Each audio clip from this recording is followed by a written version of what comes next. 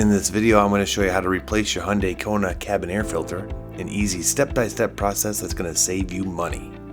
Here we go. First thing you do, open that glove box. Next, find the two circular stoppers on each side of the glove box. Lift the box slightly and turn counterclockwise and pull. Do the same with the other side. Let the box drop, revealing the door to the cabin air filter. To open, squeeze this clip that's circled in red, and then pull. It's as easy as taking candy from a baby. Here's a closer look at the clip.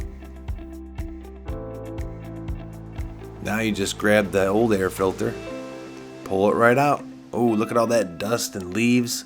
Good thing we're putting in the new one. If you'd like to purchase a cabin air filter like this one, that's inexpensive, online, I put a link in the description below.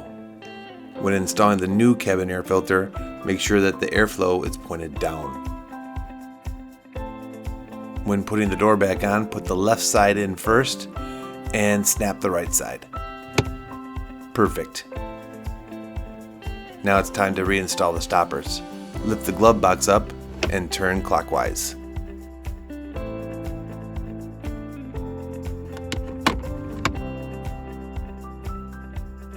Last thing to do, close the glove box.